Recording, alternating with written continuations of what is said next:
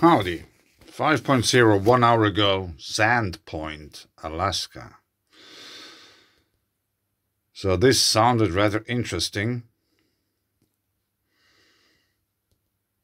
And I went over to Google Earth.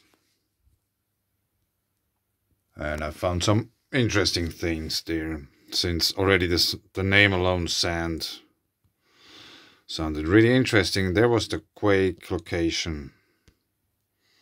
Somewhere here.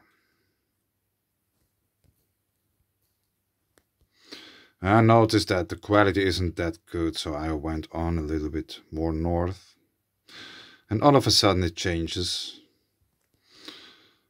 And I noticed, of course, the water bodies.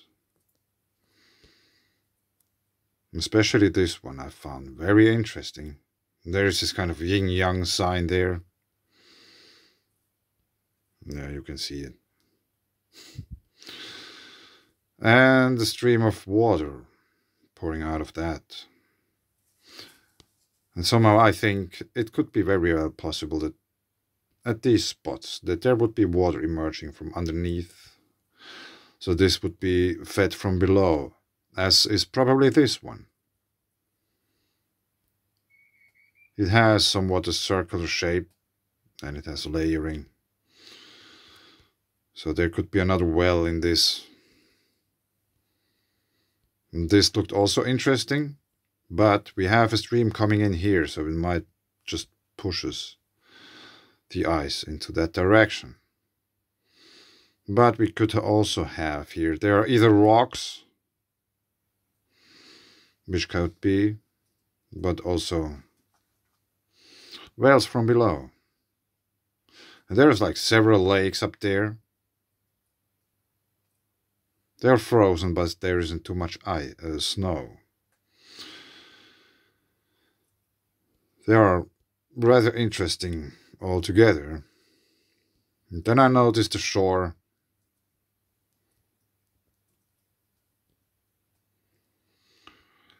And we have very neat tetrahedrons.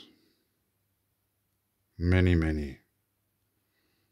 The whole shoreline is full of tetrahedrons.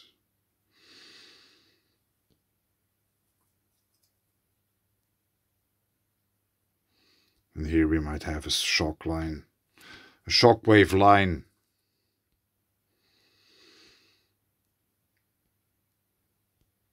The thing is, they are quite likely produced by electric discharge events, these islands.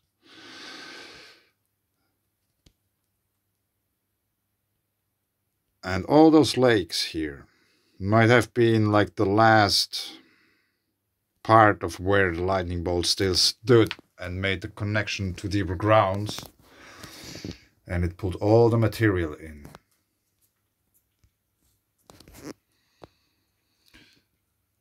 And like the weather is electric, also those winds which created these tetrahedrons are ionic in nature.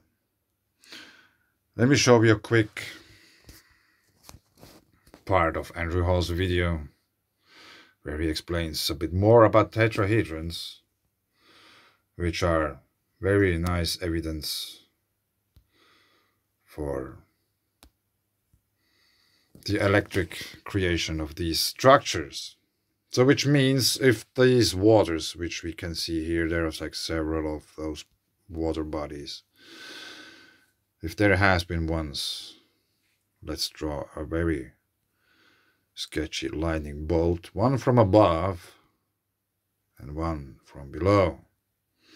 And there is one still, like there's water pouring out. So the electrical circuit is not dead yet. There is still water, there is still circuitry going on in the form of water, which sometimes can be even hot.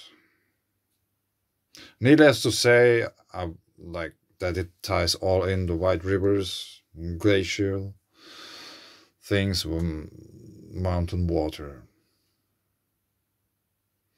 Now let's have a quick listen to Andrew Hall.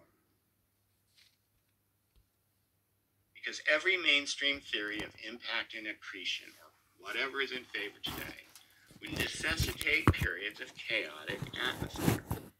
Supersonic winds would have happened at times, regardless of what science-based creation theory you ascribe to.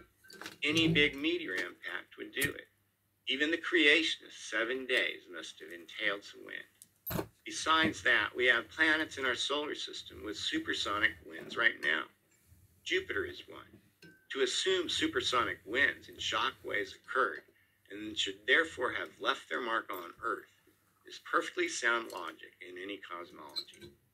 Yet you don't hear shock waves mentioned much by geologists. They make theories and wave their hands about tectonic forces without finding what does the pushing, but they don't say much about sonic shock waves. They use sonic waves as a tool, and they recognize microfractures in quartz and shock cones in rocks due to meteor impacts, but virtually nothing about the winds that result or the effect of the sonic waves. Previous articles have shown that shock waves produced by supersonic winds left tetrahedral-shaped mountains with flat triangular-faced mountain flanks. The evidence shows that Earth was embroiled at times in a maelstrom of winds that actually shaped the surface of the planet. The primary mechanism for triangles you see so ubiquitously in mountains is a region of the shock wave called the separation bubble. When a supersonic wind shears across a surface and meets an obstruction, it lifts to ride over the obstruction like a wing, because a high-pressure zone forms in front of the obstruction. This high-pressure zone is called the separation bubble, because it separates the supersonic flow from the ground, forcing it to change direction. Wind flow in the following diagrams is left to right, unless it's shown otherwise. It's called a bubble because in ideal conditions it forms an actual tetrahedron-shaped bubble of high pressure, low velocity air surrounded by low pressure, high velocity air. The bubble walls, or membrane, is made of shearing and reflected shock waves. They are a predictable, inevitable, measurable boundary layer effect caused by the drag of supersonic wind over a surface. If you've read my past articles on this subject, you'll note I call the separation bubble a low-pressure, low-velocity zone. That was a mistake, so this is meant to correct the record and give some more detail on them, because they are the most tangible, accessible, reproducible, and compelling evidence for Velikovsky's theories in existence. I don't say that lightly, but it's true. Shockwave tetrahedrons are more abundant than rock art that can be compared to plasma instabilities. Comparisons of petroglyphs to simulated instabilities are simply shrugged off as pareidolia anyway. They also don't depend on interpretation of tiny points of light from a zillion miles away or guessing about the nuclear process inside stars or atoms. They don't depend on reinterpreting mythology, equations, or the validity of anyone's physics. Shockwaves are well known by classical physics and applied science. Shockwave tetrahedrons cover our planet. Yeah. Let's go to this other picture quickly. Well, there he's telling all about this. I really recommend you to watch his videos. Of course, not only this one. He has a very nice way to explain things. And he finds the words I don't usually, because I don't use a script or whatever. Yeah, that's the picture actually. And I just searched a video where he's talking about tetrahedrons. And I would say this is a white river just in front of the tetrahedrons. Literally. Very interesting. But we won't drift off too far.